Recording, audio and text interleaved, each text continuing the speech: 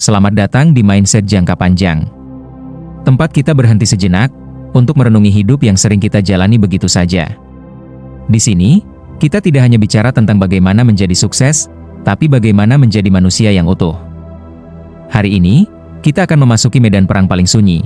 Perang yang tidak terdengar oleh telinga, tidak terlihat oleh mata, tapi terasa dalam batin kita. Ini adalah kisah tentang melawan hawa nafsu. Tentang pertarungan yang terus terjadi, bahkan saat kita sedang diam. Selamat mendengarkan, dan selamat menyelami diri. Bab 1. Apa itu hawa nafsu? Banyak yang mengira nafsu hanyalah tentang seks, tentang makanan, atau tentang keinginan terhadap hal-hal duniawi. Tapi sesungguhnya, hawa nafsu lebih halus dari itu. Ia bisa bersembunyi di balik senyum, di balik ambisi, bahkan di balik ibadah. Nafsu adalah dorongan dalam diri yang menuntut pemuasan sekarang juga. Nafsu tidak mau menunggu. Nafsu tidak suka berpikir. Nafsu hanya ingin merasa puas, segera. Ia bisa muncul saat kita marah, saat kita lapar, saat kita kesepian, saat kita ingin diakui. Kadang, hawa nafsu memakai baju kebaikan. Kita bilang kita menolong, tapi diam-diam kita ingin dipuji. Kita bilang kita bekerja keras, tapi sebenarnya ingin dikagumi. Itulah bahayanya. Nafsu bukan hanya tentang apa yang kita lakukan, tapi mengapa kita melakukannya. Nafsu tidak pernah puas. Semakin diberi, semakin lapar. Nafsu adalah racun yang membuat kita terus berlari, tanpa arah, tanpa makna. Tapi, bagaimana membedakannya dengan kebutuhan?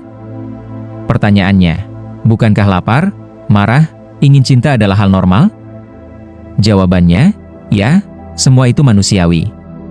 Tapi perhatikan ini, kebutuhan memberi kita energi, nafsu membuat kita lelah. Kebutuhan bisa ditunda, nafsu ingin sekarang juga. Kebutuhan membawa kedamaian, nafsu membawa kekacauan. Cerita pendek, permen di tangan anak. Seorang anak kecil duduk di ruang tamu. Di depannya, sepiring permen. Ibunya bilang, tunggu sampai mama kembali, baru boleh makan. 5 menit berlalu. Sang anak gelisah. Dia mendekat. Mengendus. Menyentuh. Lalu, dia makan satu. Saat ibunya kembali, sang anak menunduk. Maaf, Emma, aku nggak kuat. Ibu tersenyum. Itu bukan tentang permennya, nak. Itu tentang kamu belajar mengendalikan dirimu. Nafsu bukan soal besar atau kecilnya hal, tapi tentang seberapa kuat kita bisa menahan diri dari dorongan yang belum waktunya. Kalau kita tidak bisa mengenali bentuk-bentuk hawa nafsu, maka kita akan kalah bahkan sebelum berperang. Di bab berikutnya, kita akan masuk lebih dalam. Dari mana datangnya hawa nafsu? Kenapa ia terasa begitu kuat? Dan bagaimana ia bisa mengendalikan hidup kita, bahkan tanpa kita sadari? Bab 2, akar nafsu dan cara ia menguasai. Nafsu tidak datang tiba-tiba. Ia tumbuh, perlahan, diam-diam, sejak kita kecil. Pernahkah kita merasa, kenapa saya mudah marah? Kenapa saya tidak bisa berhenti makan meski sudah kenyang? Kenapa saya ingin orang lain selalu kagum pada saya? Jawabannya, ada di masa lalu. Nafsu seringkali tumbuh dari luka. Seorang anak yang tidak pernah dipuji, kelak akan haus akan pengakuan. Anak yang dikekang, akan tumbuh jadi orang yang sulit mengontrol dorongan. Anak yang terlalu dimanjakan, akan tumbuh jadi pribadi yang tidak tahan frustrasi. Nafsu bukan hanya tentang kesenangan, tapi juga tentang pelarian. Kita makan berlebihan, bukan karena lapar, tapi karena sepi. Kita marah, bukan karena orang lain salah, tapi karena batin kita penuh luka. Di dalam otak kita, ada sistem yang disebut dopamin. Dopamin membuat kita merasa senang.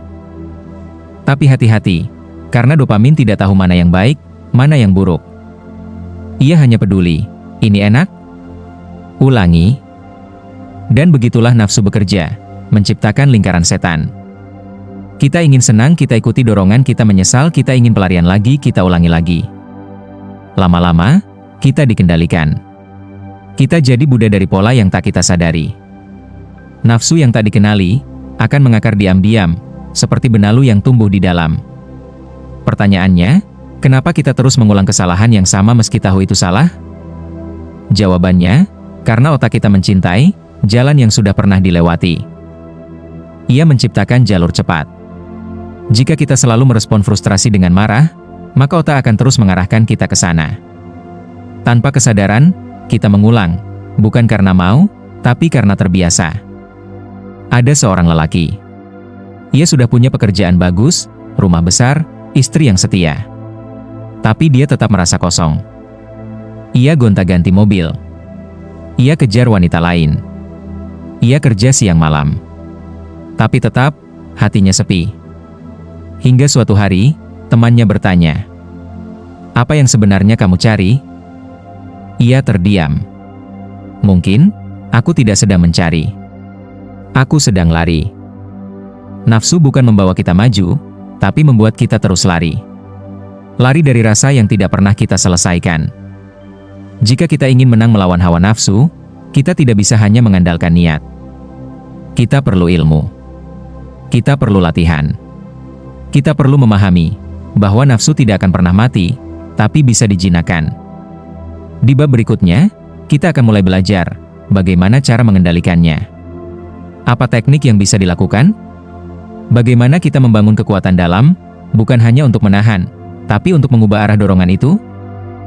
Bab 3, Ilmu Mengendalikan Nafsu. Kita sudah tahu bentuknya. Kita sudah tahu akarnya. Tapi, pertanyaannya sekarang, bagaimana cara mengendalikannya? Melawan nafsu bukan soal menekan, tapi soal menyadari. Bukan soal menjadi keras, tapi menjadi jernih. Banyak orang gagal bukan karena lemah, tapi karena mereka mencoba menolak tanpa tahu cara mengganti. Nafsu itu energi. Jika hanya ditekan, ia akan meledak. Tapi jika diarahkan, ia bisa menjadi kekuatan besar. Maka yang pertama adalah jeda. Ambil jeda 6 detik. Saat nafsu datang, marah, ingin membalas, ingin membeli, ingin menghakimi, jangan langsung bereaksi. Diam. Hitung. Dalam 6 detik itu, otak berpindah dari amigdala, insting, ke neokorteks, kesadaran. Kedua, kenali pemicunya. Nafsu tidak muncul begitu saja. Ia dipicu. Bisa dari stres, kelelahan, sepi, atau trauma lama. Jika kita tahu pemicunya, kita bisa menyiapkan pertahanan. Ketiga, ganti kebiasaan, bukan kosongkan. Jangan hanya berhenti dari kebiasaan buruk.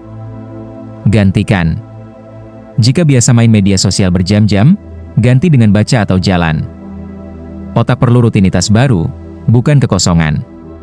Karena kekosongan akan ditangisi oleh nafsu. Keempat, latih diri dengan kesengajaan. Puasa, bangun pagi, menghindari reaksi cepat. Semua itu adalah latihan jiwa. Melatih ketahanan batin seperti melatih otot, perlu beban, perlu ulang, perlu konsisten.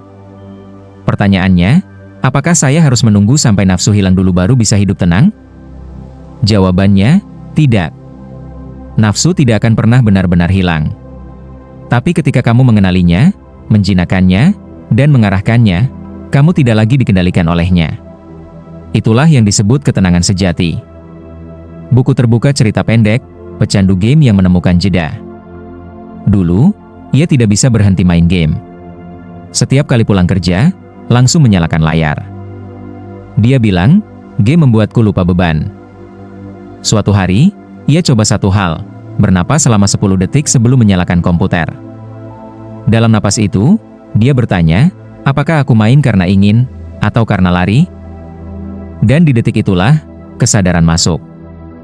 Hari demi hari, ia bisa menunda. Lalu memilih. Lalu mengatur. Nafsu tidak menghilang, tapi ia tidak lagi menjadi tuan. Nafsu tak akan pernah berhenti menggoda. Tapi saat kita mulai bisa memilih, kita telah membuat langkah pertama menjadi manusia yang bebas. Di bab selanjutnya, kita akan menyelami lebih dalam, apa yang terjadi di dalam jiwa kita saat nafsu datang? Siapa yang berbicara dalam diri kita? Apakah suara ego, atau suara jiwa? Bab 4, Nafsu versus Jiwa, Dialog dalam Diri. Dalam setiap diri, ada dua suara. Yang satu berbisik pelan, halus, tenang. Yang satu berteriak, mendesak, membakar. Yang satu berkata, Tunggu. Yang lain berkata, sekarang juga. Yang satu adalah jiwa. Yang lain adalah nafsu. Nafsu itu cepat. Jiwa itu sabar. Nafsu itu reaktif. Jiwa itu reflektif. Nafsu ingin dilihat. Jiwa ingin menjadi. Tapi sayangnya, suara nafsu lebih keras.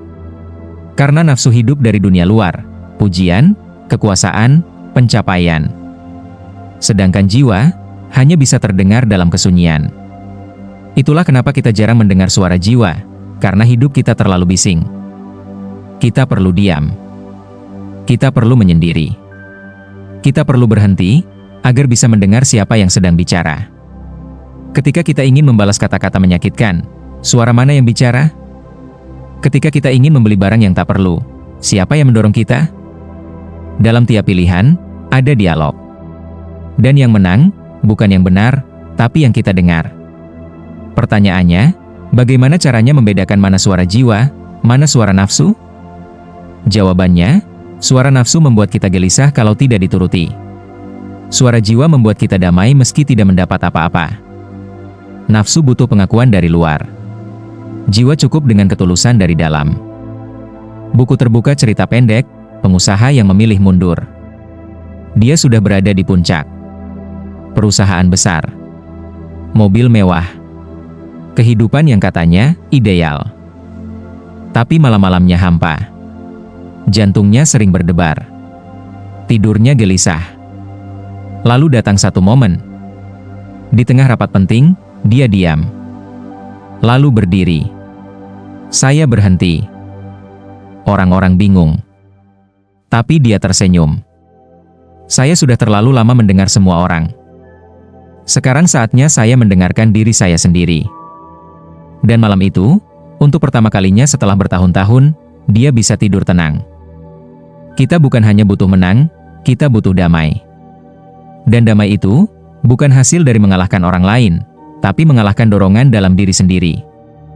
Di bab terakhir, kita akan menyelami bagaimana rasanya menang. Kemenangan yang tidak disorot kamera. Tidak dirayakan siapapun. Tapi terasa dalam heningnya hati. Tidak ada tepuk tangan. Tidak ada kamera.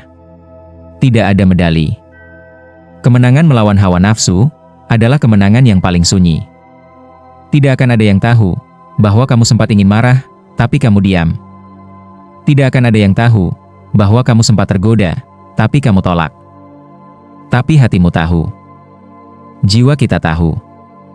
Dan disitulah hadiah itu diberikan. Hadiah dari kemenangan melawan nafsu bukanlah kekayaan.